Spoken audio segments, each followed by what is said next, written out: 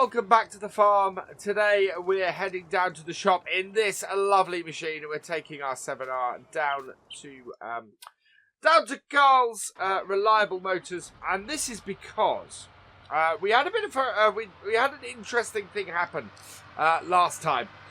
Shortly after my last vlog went live, we got a call from Lely, US. Basically, they said, we saw your thing about the mowers. We saw your bit about thinking of upgrading your mower or changing your mower, and thought we'd give you a set of ours to try out. And I kind of went, really? Wow. So we got in touch, and well, you know, we hammered it out a little bit.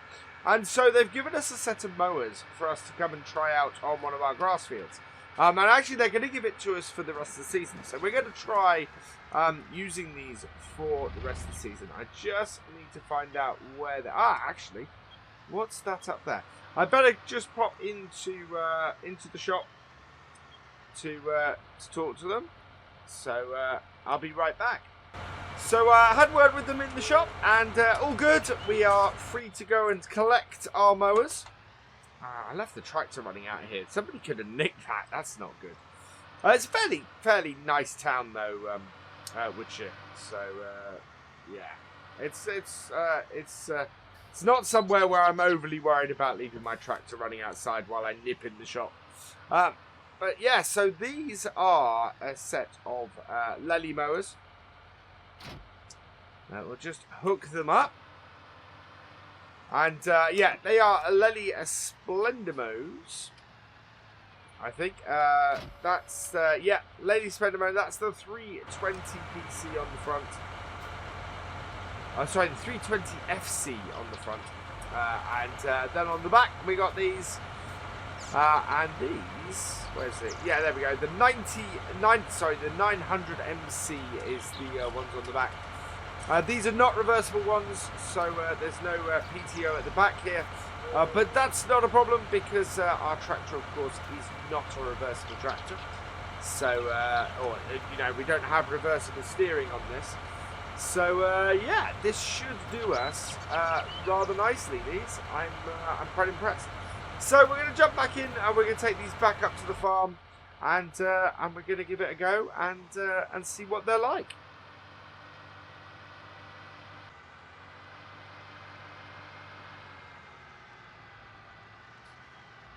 Back in the yard now, and we're heading through here. I want to head down the side of our sheds because we're going to try it on the smaller set of fields we got, or the smaller field we got here, which is this one. So much smaller field than our one just the other side of the road. But I thought as somewhere to test this out would be good. It's still a decent sized field, so will still be a good test of the machine. So let's fold it out, and we'll do the same on the back. There we go. And we will turn them on and drop them down, and we want to do the same with the front, and down it goes, and let's give them a go and see how they cut. Look like they're going pretty well, and working really well actually on this the 7R. It's not struggling with this setup at all, which is absolutely perfect. I'm going to keep this fairly square. Makes it easier for us later on. And also when I come to sort of clear up that issue with the bit of tufted grass there. We do have a little bit of a slope here heading up to our cornfield, but we're alright otherwise. And yeah, you can roughly see where the best area is on this field. We actually can cut all the way up there, but I'm just gonna sort of cut out a rough area here. What we're going to do is half of this field we are going to turn into, we're going to do as hay. The other half we're going to do as grass bales. Of course, all of that will take a little while to do, or a little while to sort of ferment and set up. So, well, it'll take a little while for the silage bales to ferment. It'll take a little while for the hay to dry out. So it's just really a case of wanting to sort of divide this into two. There we go. Let's those up as well. Not sure what I'm lifting at the moment. Oh yeah, there we go. Lifting our back ones. Perfect. And we want to do one more headland on this.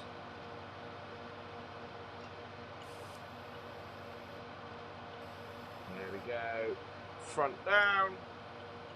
Back down. And away we go. So we got one more headland. What we should be able to do is take out the tufts that we've got at the ends as well. So that will be quite good. And yeah, and then we'll be in a position where we'll just go and get our tedder, split the field in half. There we go.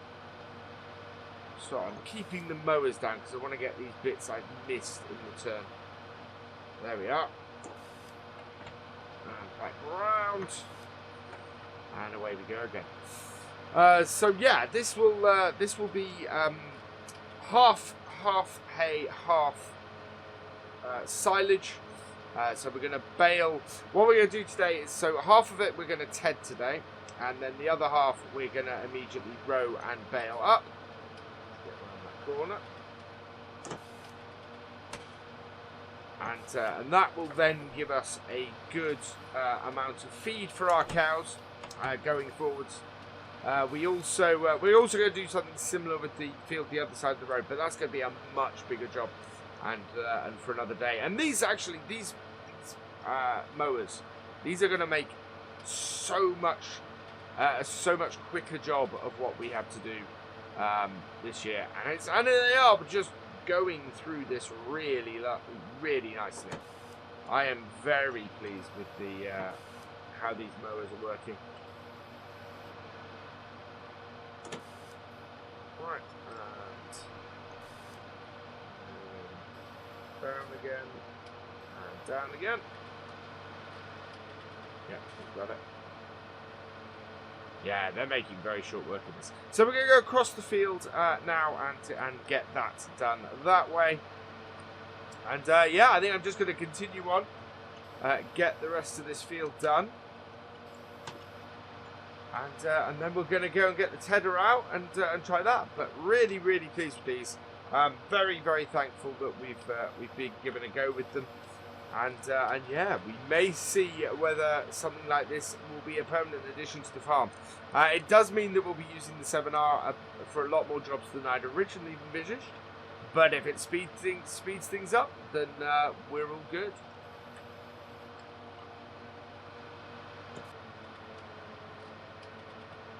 The mowers have performed really well. I'm really pleased with these. They're exceptional. I mean, we have just motored through this field. This would take a fair amount longer to do without these. I mean, we'd be here for a good longer period. Admittedly, we'd be using the smaller tractor, but I think we're saving money hand over fist.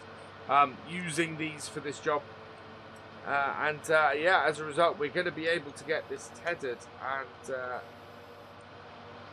and probably half of it rowed and baled today as well, which is brilliant, which means we can just immediately sort of take them in and get them working. Oh, we'll get our silage bales going and get the hay drying, because it's going to take a few days before we can row and bale the rest of it. And so yeah, we want to get a decent number of hay bales. We want to get a decent number of silage bales as well, because yeah, we have plenty of cows to feed. There we go. So last row, and what we're going to do? Whoa, we've not got our front mower down.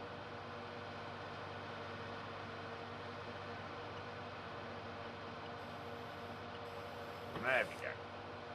We've got our rear ones up. There we are. Right, that's better. So yeah, talking to you guys and missed putting my front mower down.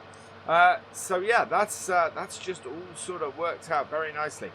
We've got lots of remaining fields or lots of remaining grass to do, so we will be doing that over a while. But at the moment, yeah, I'm quite happy with that. So fold that one up, switch over and fold that up, and that's all good. So we're going to swap tractors now. We're going to jump in our 7710 and hook that up to the tedder, and then we'll switch it round to the windrower after we've got that. Our tedder is fairly wide already. I'm just going to put this in the shed where the combine would normally be.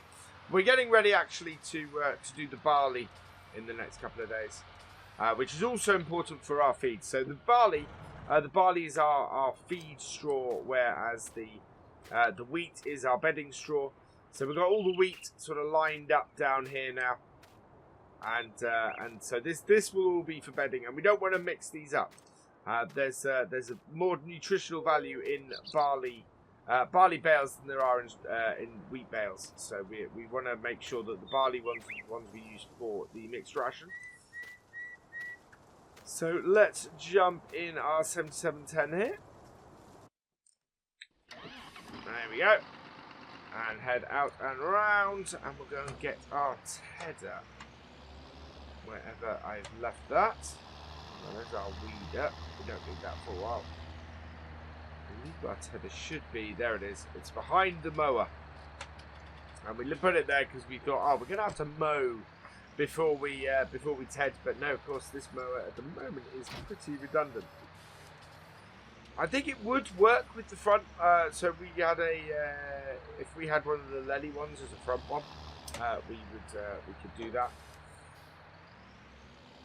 And have this coon one at the back. I don't know of any of the coon ones that are on offer, unfortunately, for the front. But yeah, certainly that setup would work quite nicely. Unfortunately, we don't have a front linkage on this tractor at all, which is a bit of a problem. There we go, hook up our tedder, and we'll go and ted half the field. And then when we row, we've got to be careful not to pull in any of the tedded crop or any of the tedded grass, because we don't want that to cause an issue there. So I think about here-ish will do us grand. So we'll unfold this.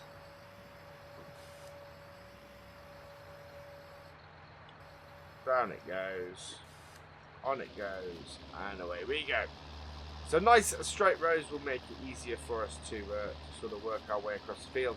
But yeah, so this is where we go. So everything that way of here to our left, that we're gonna do as hay, which should ted rather nicely.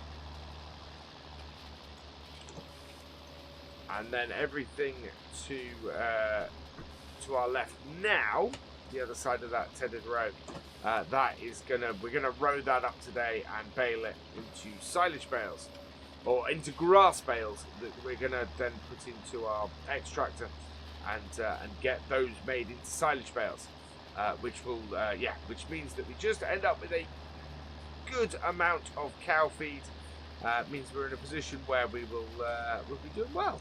We'll have plenty to be feeding the cows for a while. Next time, as I said, I think we're going to try and tackle the barley. I'm going to have to get Dad's help for that. Normally, most of the fields around the farm I'm fine with, simply because of their distance to the farm. They're not very far. I'm not very far. I'm not away from the combine very long. If I have to empty the whole trailer and everything like that, and basically it's just an easier thing to do.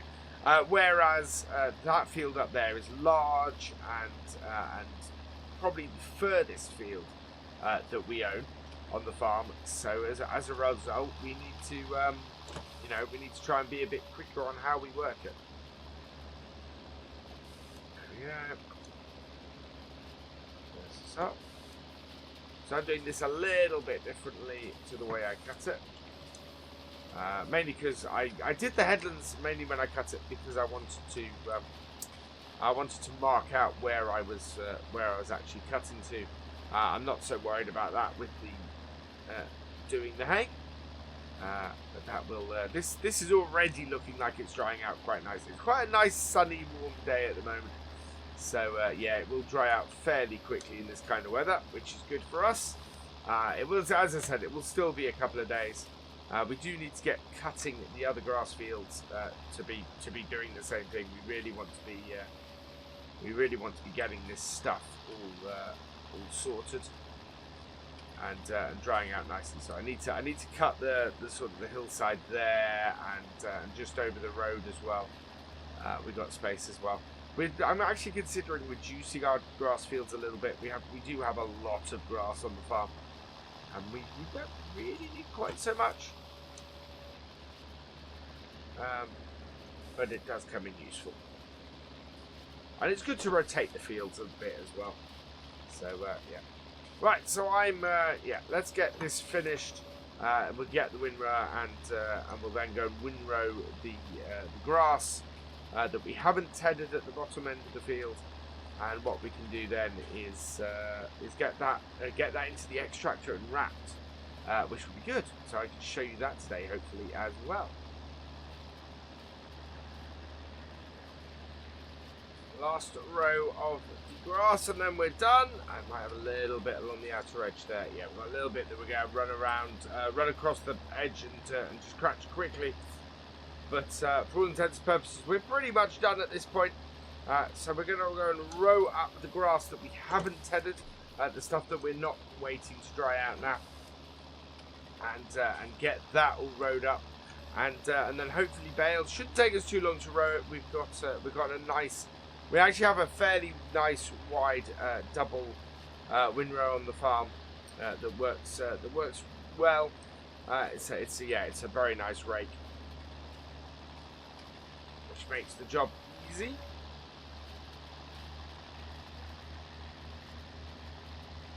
Our tether here is not the widest, but it does the job. Now on the bigger fields it can be a little bit of a pain, but certainly for what we're doing most of the time it's pretty good. So we're going to drop this off our 7710 now and go and get the windrower, get those other rows rowed up.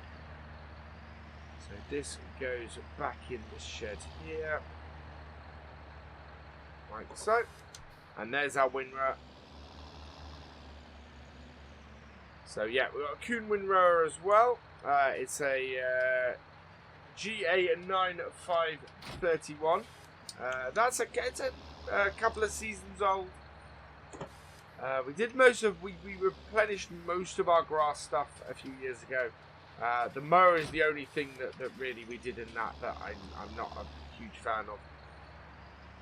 But yeah, we sort of redid our grass equipment. It was all getting a bit old and a bit long in the tooth. So yeah, a couple of seasons ago, and it's probably 3 or 4 seasons ago at this point. We did that. We refreshed all of this. So this is the other thing that's nice about this and the butterfly mowers. This is as wide. This rake is as wide as the butterfly mower. Right. So we'll bring this on. And yeah, row this grass up, and then we can get these bales done. It's going to be fairly quick. This, I think. I don't think it's going to be a long job. This one, simply because, as I said, it kind of matches the width of the mower, and the mower did not take long for us to do that.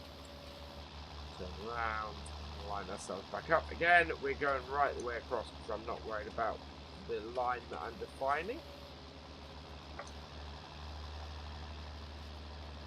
And we have enough headland and enough extra grass up the top there for us to turn around. I didn't really want to go all the way up the bank there. It sort of makes it difficult to do stuff, really. Crows are certainly seeing some nice stuff on the ground today by the looks of things. Must be a few good worms and things coming up with this grass cutting, as there tends to be from time to time. freshly cut grass in there, or maybe actually maybe it's bugs and things like that. I'm not quite sure, but certainly they seem to be enjoying themselves in the freshly cut grass. As am I. This is working well. I know this works well because we've had this for a while. But yeah, we want to get this road up. And yeah, next thing to do is go and get our John Deere baler. Get that to be get this baled, and then we'll just bring our bale transport through quickly and collect the bales up. So yeah, I'm gonna get the rest of this road up, and then we'll go back and get the baler. We'll go back and get the baler. Yeah. This isn't quite the last road, but the reason why I want to come back at this point is because this is the most important road. What we need to do is skirt the edge of the hay here and try not to bring, or what is drying as hay, and try not to bring any of it into our collection, into our rake. So we're doing a fairly good job of getting a little bit of it in, not much at all. But yeah, we don't really want to be stealing from our hay. And then we're going to go back down the middle and create another row in the middle there, just so that this is nicely rowed up for us. Don't think we're going to pick anything up from the edges. I think we're far enough apart. Yeah, these rows are far enough apart. This just sort of rows up this last little bit. And then yeah, we'll drop the mowers off the T7 at the not T7. Sorry, that's a New Holland. We don't have New Hollands on here. Off the 7R, and we'll get the baler onto it. So there we go. Pull that up, turn it off, and let's fold that piece of equipment up and head back to the barn. Head back to the yard and connect up the baler.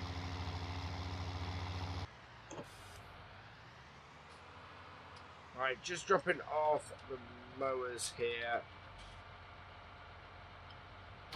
There we go. Let's hook up to our baler, which is just in the next shed here.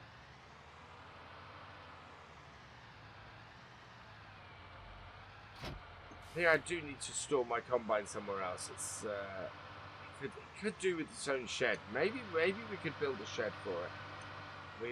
We're a little bit low on space here. Right, and turn on our baler. Drop down our pickup, and away we go. So yeah, it shouldn't take us very long to get this baled. 7R has plenty of power to pull this baler, as you can see. Going a really good speed for this, and it'll just push the bales out the back. Get these rows collected up pretty quickly.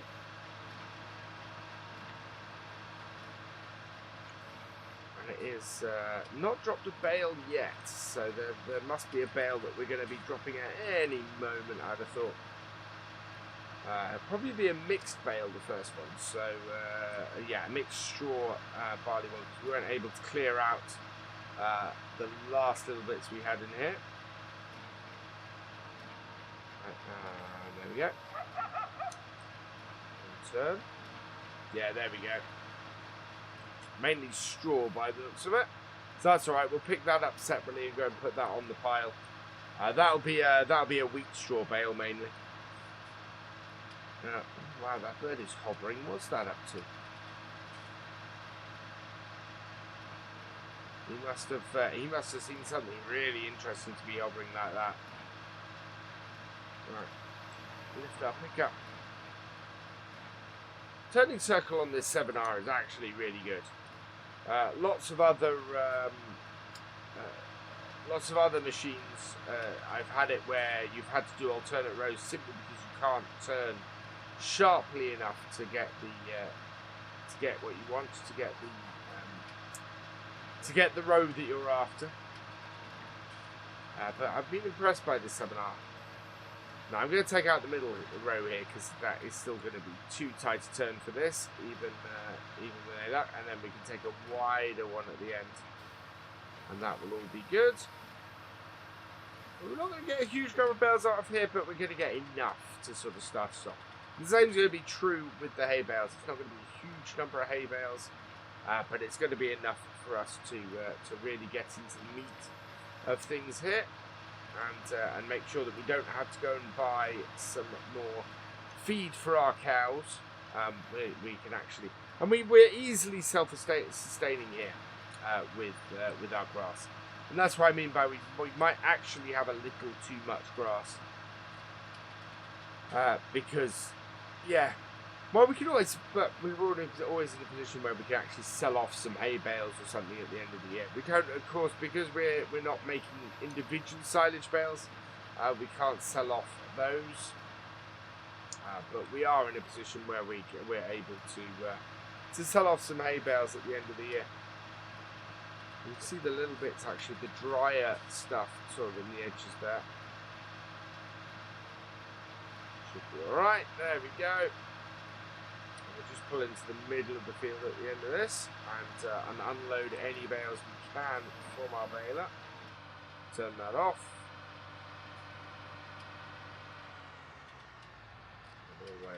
As always, just... Do we have any in the back? They're ready to unload? Yeah, there they go. They are unloading. Perfect. Right, let's get the 7R back to the yard, and yeah, we'll swap to the 7710 again and get these collected. Next to our combine trailer, next to our header, and our nice pond here. This is great having this pond in the middle here. It's a good source of water for us. Right, so we need our it's over there. Skirt the edge of the pond and go and pick it up. There we are. So yeah, we're just going to unload these along the side of the shed here, and once we've done that, we're going to get our 4420 and use the front loader on that to get it. So we're actually using most of the tractors on the farm. The only one we're not using today is the 850, because yeah, we're not looking to actually just pull stuff around the farm. So. Robot arm out. Enough to pick that up. Perfect. So we don't want to pull our... well, if it's going to sit on top, which it should do, I think we'll pick up the straw bale, because then we can move that out of the way and get that onto the straw bale stack, which has been a perfect amount of wheat straw we've got. It fits 2 levels high in the barn. And just works perfectly. So we'll get that as the last one, and then we'll be able to move that first. These auto stackers just speed everything up on the farm. I mean, you know, this thing, as I've said a few times, is that we're all about the speed here. Because we don't have the manpower, it is all about the speed, and it really, really speeds things up. As you can see, we spent. I actually spent the whole time of doing these talking to you, and it's worked wonders. Like that, we're not going to get around for. So we'll back her up. To the roadside. Guide it in. There we go. And in fact, yeah, it'll be on a single stack on its own. That is absolutely perfect. So we can get this off the field as well. There we are. So plan now is we will fold that up, take this down the side of the barn, and get our 4420 out, and with its front loader, and feed these into our extractor, which is there ready and waiting. We might move the extractor along a little bit, get it in a better position. But let's unload these first. Right, so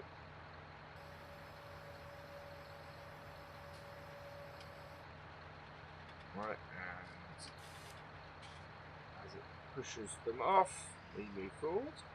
Make sure that we keep a fairly good thing. We're not too worried with this stack as we have been with others. But that is nicely positioned. So let's go and we're just going to park this trailer down the side here. I want to hit those trees. Oh, that's the failed Christmas tree farm. Yeah. Yeah, we had an idea a couple of years ago to maybe try and sell Christmas trees, and yeah, it didn't quite pan out as well as we'd hoped.